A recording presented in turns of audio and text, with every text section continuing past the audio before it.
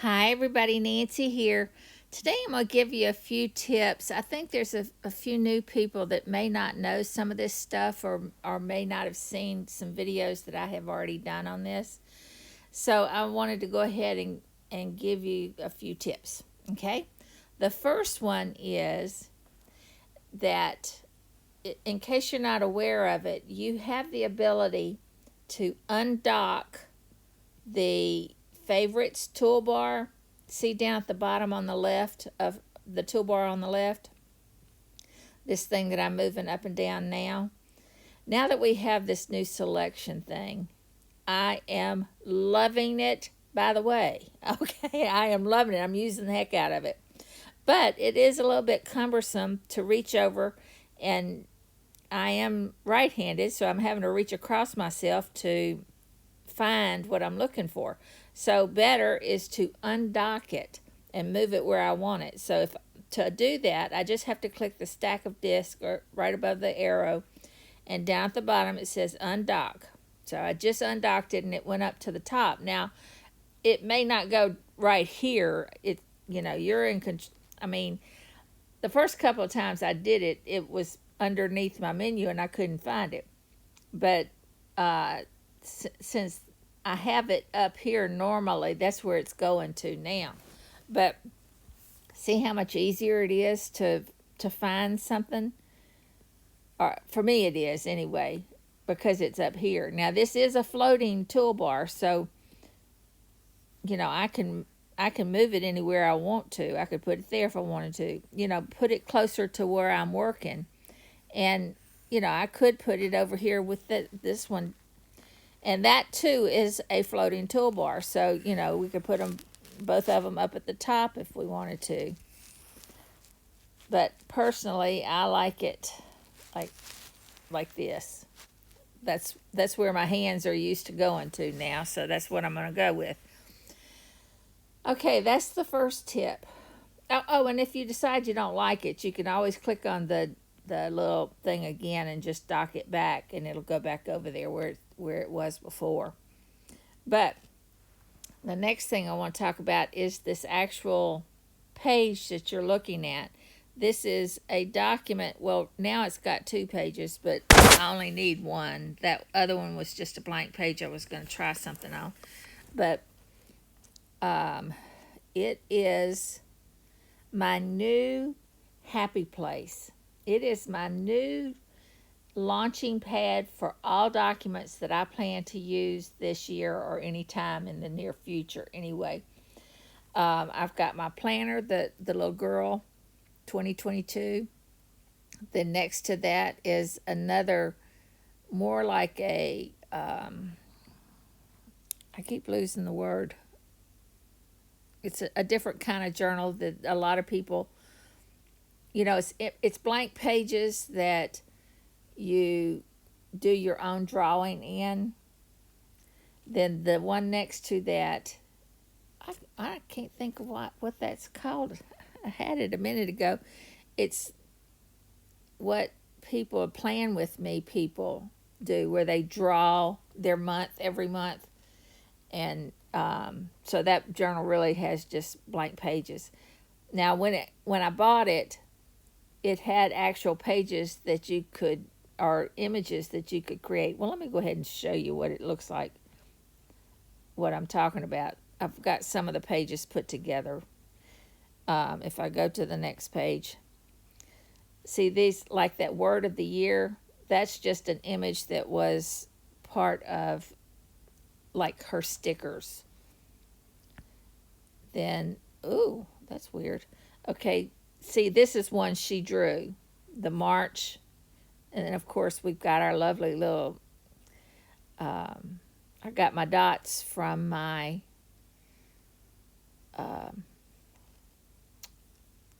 events and reminders. God, words are not coming to me right now.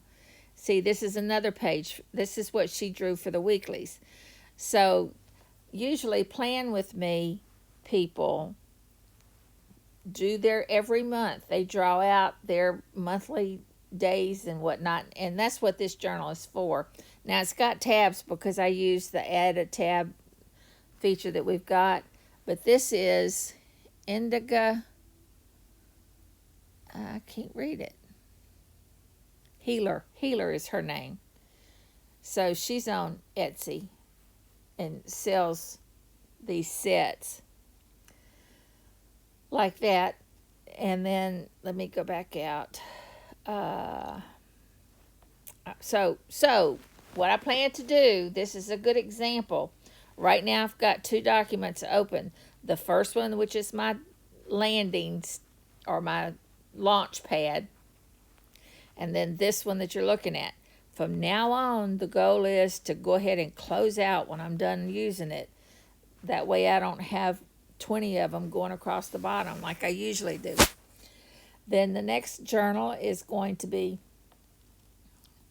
for all my video start pages. Now I haven't done it so much in this group, but over on the other group, the reason I don't do it here is because I don't know where I'm going to go. This is way more loosey-goosey. I know that hard to imagine, I know, but I have no clue where I'm going to go on these videos. But over there, I pretty much know what I'm going to talk about, and I can go ahead and create a cover page that kind of a title page. And the problem with that is that wherever I'm at, that's where I create it. It doesn't matter what book I'm in. If I have an idea, I need to do a video, I'll create that page right there in wherever I'm at. And as a result, I've got them in every document I've got. All those that you saw, I bet you there's half of them have a starting page. And I'd rather keep them all together in one centralized location. So that's what I plan to do with that. See, if I click on it, it actually, and I go to today, see, it's actually already got the date on it. I usually have to put the date every time I create one. Not a big deal, but this way it's already, I have, this document is nothing but dailies. Well, I think I have months, but I focused on the dailies with just the date so I can add whatever I want to here. So, okay, so I'm done with that. So I'm going to close it. And then I've got next to that a tablet that I'm going to use to practice my lettering. Now, I don't know if you know this, but the first pen on the list, the draft pen, if you look at, of course, you have to have all of them chosen. I mean, all of them available to you to see. I'm trying to find, the tools. See, it's the draft pen. It is the most like true hand lettering that you would do with a hand lettering pen and paper. Now, I'll be honest, I'm pretty good at those. I'm pretty good with the actual pen and paper, but boy, oh boy, I need practice on these, on this glass. I'm just not good at this glass. But I just found a font that I liked, and I typed in an A and, made a list of them, and then took down the opacity for the let me erase it. Well, took down the opacity for where I was going to draw on it. The top one, that one is not the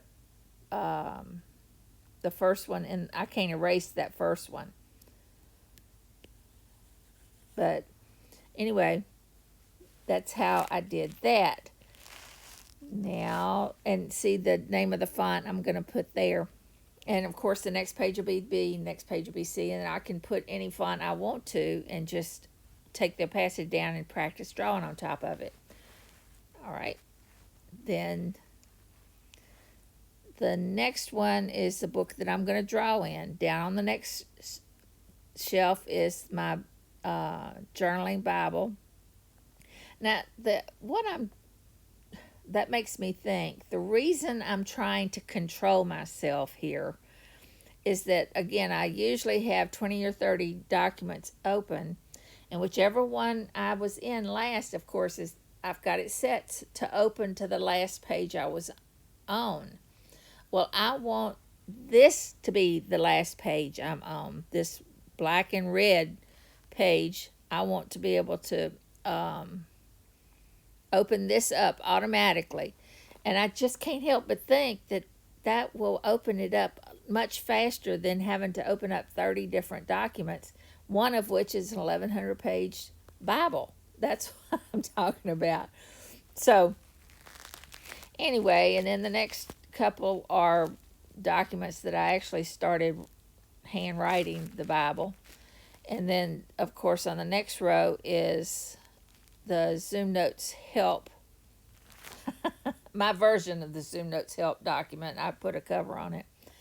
And then on the bottom bar, if you guys aren't aware of this, I created this toolbar. I call it a toolbar anyway.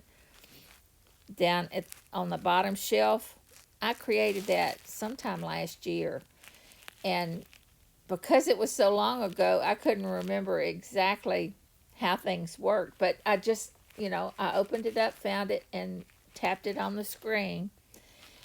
But the magic of it, what I wanted to talk about is the far right.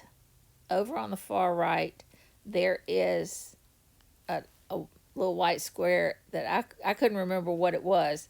So I tapped on it, and it opened up a screen of something I had created. I created a font where each letter was a different image, and I had to do the chart because there was no way I was going to remember to use an uppercase K in order to put a gas pump thing in whatever I was wanting to load up.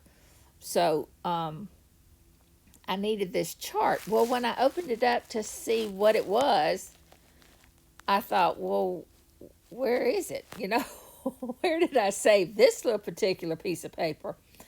And as it turns out, it's a page in a page. I just have to go up a level to get back to the original page. And the magic of that is this toolbar, all the links and everything, like a document in a document, is built into that symbol. If I go here, I don't know if I'll be able to find it because I can't remember what I called it. But it's not toolbar.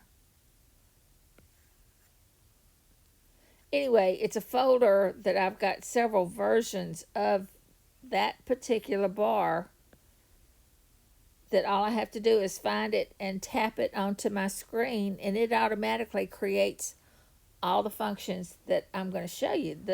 See, an example of another thing that this toolbar does. If I click on Fire TV, oops, never mind. Let me undo that. I was still using the symbol. I need to get back to the traveling. Click on Fire TV. That opens up the app store. But when I click on Open, that takes me to my remote control for my TV. That just turned my TV on. Y'all can't see that, but it did. Okay. So I don't even have to look for my remote control. If it's lost, I can just go to my toolbar down here at the bottom, and there it is.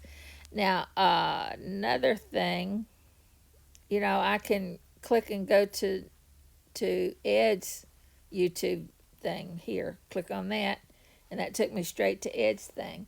Go back.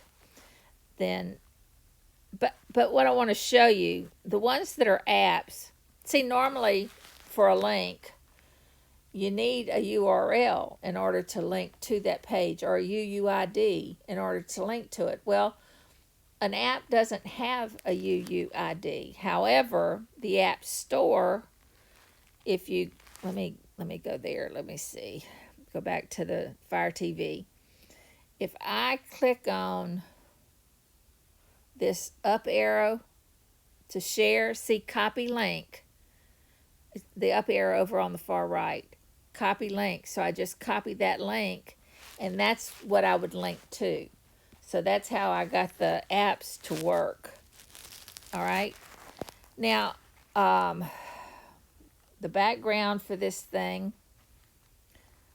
the heart page is an actual page from Exquisart. I love her work. I love everything she does, and I know I've mentioned it every video I create, but that's where that came from. But the red and black polka dot, that is actually a sheet of cardstock that I purchased years ago, and I don't use cardstock anymore. I used to make cards and I used to make boxes, and I have several die cut machines, and I would cut out these pieces of paper and make things out of them. Well, I don't do that anymore, so I have a bunch of paper left over. Well, I didn't scan it. I took a picture of it, a picture of that paper, and put it in my bucket under my favorites. See, I think this particular one is, well, it's now the second one from the right, from the left. I can't put it right on top of it, but it's that one, and all I have to do is tap on it, and it's just a miracle that it's the exact same color as the background. Isn't that pretty red? So I could do this, and let it be floating like that. That's pretty. Sorry, I like it. Anyway, the whole point of this whole story is that this is much more pleasing to me to look at than that all my documents that I've got on 800 outside here, where I'd have to go out there every time to do something or get a new document that I wanted to play with. Now I don't have to do that. I've got them right here. And if I see right now, this is the only one open. So when I close out Zoom Notes, it's going to be the document that opens up whenever I open up Zoom Notes, which is exactly where I want it to go. And I kind of missed that whole first documents level. And so there's more peace in my life now. If I can keep up with doing it this way, then this will keep me happy, because I just like the look of this. Okay, and I hope it'll be faster in the long run. Okay, that's it. Y'all have a great day here. Bye.